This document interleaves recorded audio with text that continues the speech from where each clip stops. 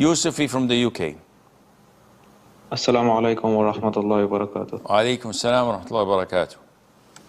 So Sheikh, my question was, can we use ad blocker browsers to block the ads? Yes, you can do that. Even if YouTube is not happy with it, you don't want to see these ads. This is your God-given right, especially when these ads are haram. So there's no problem in that. Sadman from Bangladesh. Assalamu alaikum wa rahmatullahi wa barakatuh. Wa alaikum assalam wa barakatuh. Sheikh, if there is an imam designated for prayer and he keeps the azan and offers the congregational prayer for a place which looks like a normal small masjid, but that is inside the perimeters of a school and an apartment, does that place count as a proper masjid that must be treated as a masjid, or is that only a musallah? How can I differentiate between these two? The difference between a masjid and a musallah is the nature of the property. If the nature of the property you're praying in has been designated to be a masjid, and it is an endowment, it is a waqf, which everyone knows, including the owners, that it cannot be sold, it cannot be gifted, it cannot be inherited. So this is a masjid.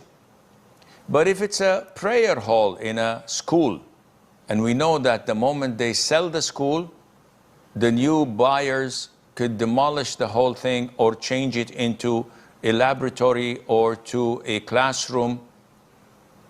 Or if it's a prayer hall in a supermarket or a mall, and the administration could any time think that it's more feasible to change it into a showroom, then this is a prayer hall, not a masjid.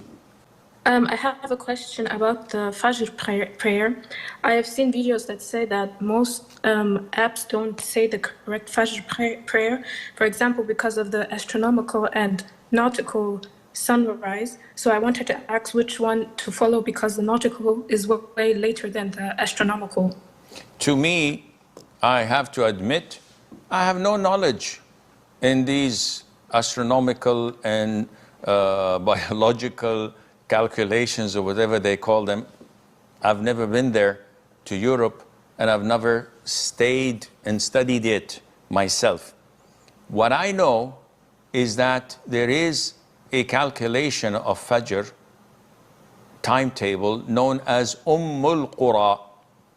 And Qura, to the best of my knowledge, is the most accurate time for Fajr. This is challenged by many, but this is what I know from our scholars here in Saudi Arabia.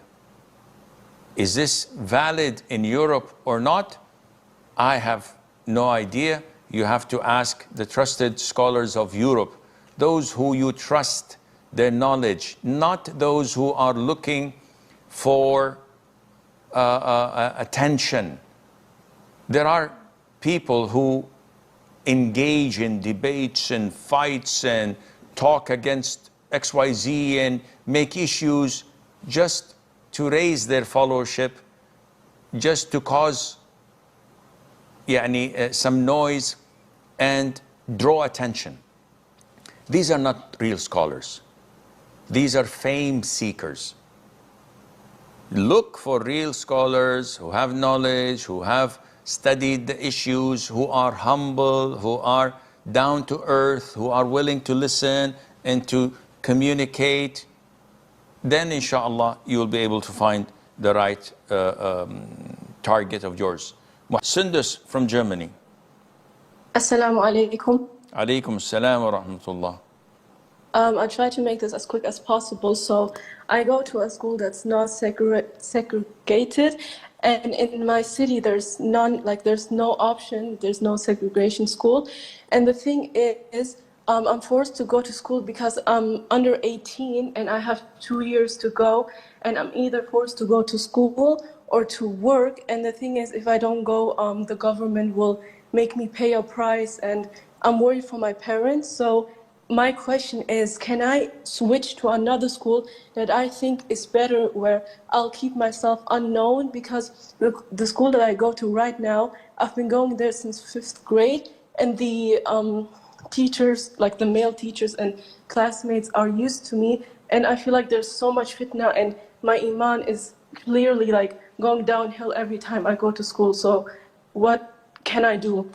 First of all, we've said this so many times, and I know this does not go well down the throats of so many disbelievers or hypocrite Muslims who claim to be Muslims, and they use this flag every now and then to gain political gains.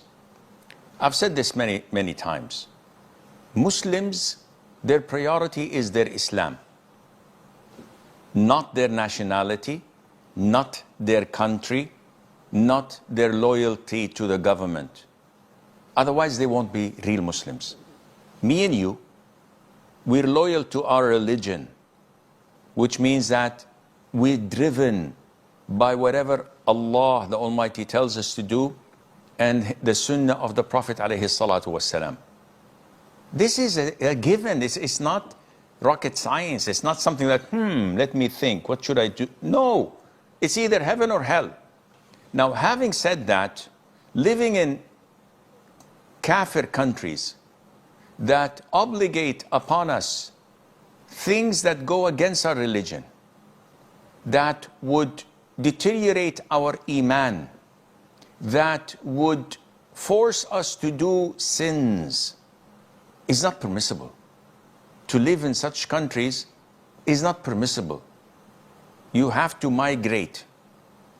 Sheikh, it's not possible for every person to migrate. Some are too young, some have no job or experience, some live on government benefits. This is true, and this is why Allah says, فَاتَّقُوا اللَّهَ مَا اسْتَطَعْتُمْ. Fear Allah to the best of your ability. If you are able to relocate to another school where you would find the fitna far, far less, and you would be able to practice your religion, to avoid blatant haram things such as mixed physical education classes or jumping into the pool with the opposite gender and swimming. What is this? This is education? I don't want my kids to be faced with such indecent actions. I'd like to give them homeschooling. Oh, you do homeschooling, we're going to fine you, we're going to put you in jail, we're going to take your children and give them to Christian families. Is this democracy? Is this even human? Who can prosecute us? Who can challenge us? Nobody. Then it's your fault. It's the father's fault to go to such countries. And unfortunately, we have hypocrites who usually use the flag, I'm born to Muslim parents. And they pursue government positions and public offices, and they're more fierce enemies to the Muslims than the Jews and the Christians. They attack the hijab, they attack the niqab, they leave everything that benefits their people and constituents. They leave talking about healthcare, public transportation, education, that benefits the ummah, not the Muslims, the whole ummah. And they focus on their Muslim brethren and sisters claiming they're Muslims, and they have nothing to relate them to Islam except the ID card. So again, if you can reduce the amount of fitna, maintain a certain level of iman by relocating to another school, so be it. Better more, if you can travel to another country where in Europe they allow you to wear the hijab and the niqab and to study in segregated school and to practice your Islam, so be it. That's much, much better than what you're doing. And if not, then try your level best to migrate to a Muslim country. And may Allah be in the help and assistance of all the Muslims living in such conditions.